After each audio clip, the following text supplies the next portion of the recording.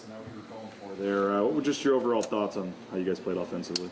Yeah, I think inconsistent is probably the biggest takeaway from that game. I think, certainly wanted to start fast and, felt we put some pressure early there. Was proud of the group in what we call the middle eight, the last drive of the second quarter, first drive of the third quarter, but just overall too inconsistent to go on the road and beat a team like that. I know that in the second half, particularly, the score was the reason probably, but you guys passed more than I think some people might have expected with this team with the backs you have. I mean, how do you look at that first half? I think it was 24-13 pass to run. Yeah, I think obviously there's always got to be self-reflection, and that's something we took a long, hard look at. There was a there was a time there in the second quarter, just with George, seeing where he was at. From a health standpoint, I think that influenced us a little bit, but also, again, self-reflection. I think you look at their two losses from the year before, UCLA, Arizona State, and they certainly, did a good job stopping the run against Texas. And so I think sometimes, maybe that can be in your mind a little bit too much, but certainly looking back at it, needed to do that more to put our defense in a better situation and give us a better chance. What did you think of Taylon's performance? I mean, it seemed like he missed on a lot of throws that we've seen him make last year in practice, but, it didn't help probably that, the receivers dropping balls and just playing against a great defense too. Yeah, I didn't think as much of, the missing throws. I thought for the most part, from an accuracy standpoint, when his feet were set, they were there. I just think I take full ownership of it. He understands this from a decision-making standpoint. We know what it is at the quarterback position. You can be really good for a lot of reps, but the consistency of making those decisions over and over again is going to be what you're judged off of. And I think we're certainly ready to learn from that, grow, and excited to get back out there on Saturday. Andy mentioned that you guys called up the 10 read options, that Taylor had the option, obviously, to run it. How did he do with making those assessments? And, you can't force him to run the ball, obviously, if the defense hasn't accounted for it. Yeah. There's certainly decisions to be made, obviously, based off of what we call the box count and how many defenders are in there. Some we addressed, some we talked about during the game. We thought there were a couple more opportunities there for him to pull it and run it. And, again, I think that's growth. I think it's growth for him. I think it's growth for me again. One thing, certainly they played so wide with their two defensive ends that on a lot of those plays, the decisions were the right decisions to hand the ball off. But certainly more quarterback designed run for him in between those defensive ends, in between the tackles, is something we've addressed. It kind of felt like a key point in the game was about 6 minutes to go. You guys are on third and 3 or so, and you hit Riley for the first down, and I think George gets called for a clipping. But I mean, if you guys pick up that first down, it just feels like halftime could have a really different feel to it. Just I don't know. You go back and look at that play, and now you're in 3rd and 16 versus 1st and 10. How big was kind of that moment? Yeah, I think games like that, always come down to a couple plays, and we had a little bit in that game offensively of one thing here, one thing there. And again, you're not going to go on the road and beat a team like that. Certainly, conversion there could have helped gain momentum, helped us control the clock, not put the defense in such a bad position. So take full responsibility. We got to learn from it. Got to make the biggest jump of this season, week 1 to week 2. What do you make of all the drops by the receivers? Yeah, we. Just again, I think it's live action. I think emotions are high, and hopefully that's something we get corrected here because, certainly there was slipping, there were some drops, some things we got to handle. But again, it's just mostly on the quarterbacks, receivers get on the same page. Was that a problem at all during fall camp, drops? Or it really wasn't, really wasn't some any more than any other fall camp. And so, I think everybody offensively at all positions, we just got to settle in, not try to do too much, and certainly make the plays that we can make. And I think we left some on the table there. What was it With the slipping, Bush, Andy said, hey, they don't make cleats that just screw in and screw out anymore. It's a different type of deal. Obviously, you noticed it too offensively.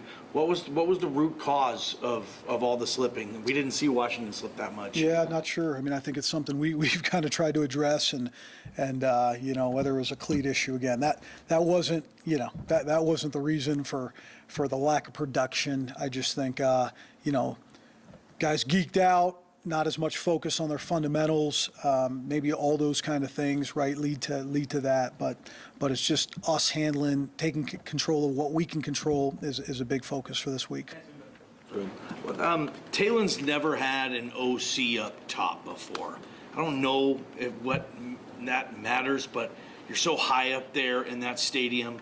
You're also the quarterback coach. A lot of OCs who are up top have the QB coach on the sideline to kind of keep them. Is there a grace period maybe where Taylor needs to learn that, hey, I don't have Dirk in this sense running off to the sidelines one-on-one. We have to make an adjustment. Does that make any sense? Yeah, I think there's always give or take. You know, I think certainly don't feel we've had an issue with the communication in that game. I think after every drive, him and I were on the phone together. But we'll continue to address that, do what's best for him for sure. You know, but there is just a level of comfort being up top, being able to see it from up there a lot cleaner than being on the field. Taylor in terms of like getting through his progressions, and it seemed like at times he just was sticking to the first guy, and then also on the 2 picks, what did you see there? Yeah, I think you know, I think overall, right, he has done a really, really good job of his growth since he's got here, right, with Dirk and continuing on of mechanically, I feel like he's really taken a big jump.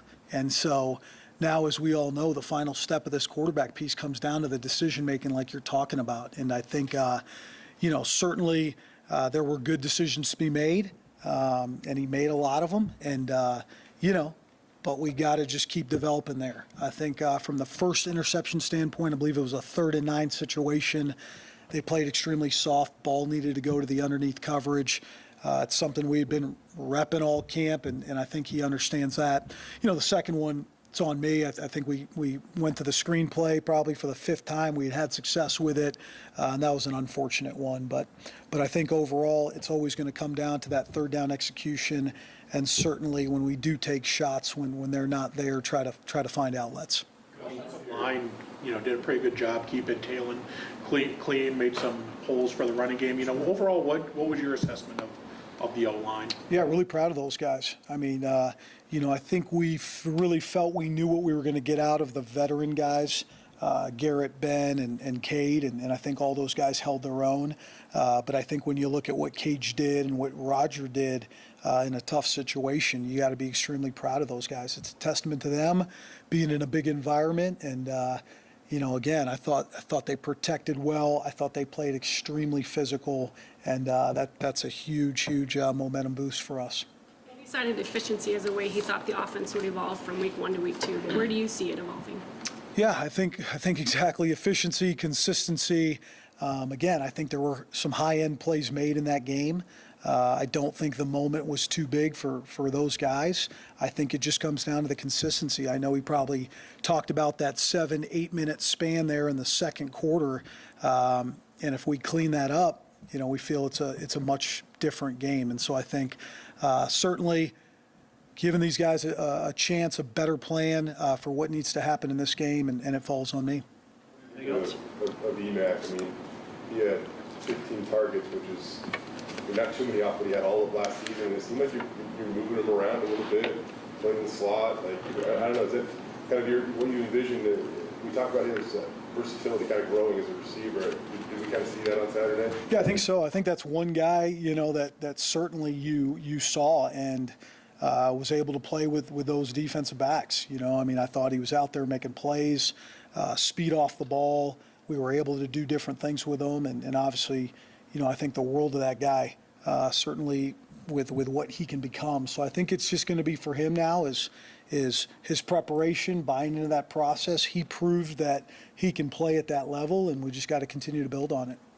I think there were a lot of fans, you know, after fall camp and the way coaches and players have talked. We're excited about seeing Prince Strawn, and I don't think we saw him out there. Would you expect that, you know, he'd see some time against UCF? Yeah, I think so. Again, I think as a freshman, right, it's always on our mind again of, building it up with him, making sure he's confident when he's out there. A lot of times with how we do things as well, we play with a lot of personnel groups and have for a long time here. And so a lot of times the game dictates what the calls are. And I think, we had plans on playing them 5 to 8 plays in that game. But the hope is to build them up and get them going. Right around I think there were 9 minutes left in the second quarter, he said, the offense got a little out of rhythm. Yep. What happened, and what does that even really mean to most people? Yeah, I think it's a mixture of a couple things. I would say, we alluded to the third down was during that time, right? We take that penalty, that drive stops. We have a situation where, looking back at it, feel like we were trying to be aggressive, called the game aggressive, and I heard us, I think, with taking some shots early in those drives and not building some momentum. So you got the draw, you got different things. So I think for us, I think one thing I know about this offense, one thing I know about this program is there'll be a lot of ownership taken. It starts with me.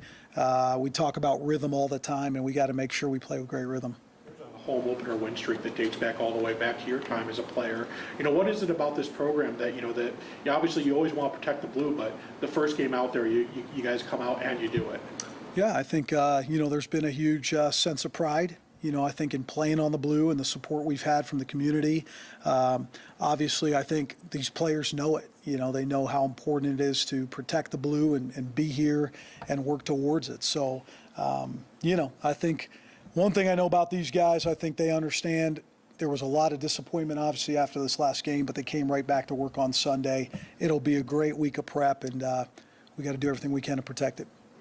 You talked about the offensive line. Some of the stuff that you were asking them to do, though, some of the pulling and stuff, that seemed like it was pretty high level at times. When you asking those guys, especially a guy like Roger, and for them to do it flawlessly. Was the degree of difficulty on some of that stuff pretty high, or maybe not? I don't know. Yeah, I think. I think we ask a lot out of that group. I think from the amount of different schemes we run, the communication they need to have. I think there was a good job too from the running backs, from the tight ends.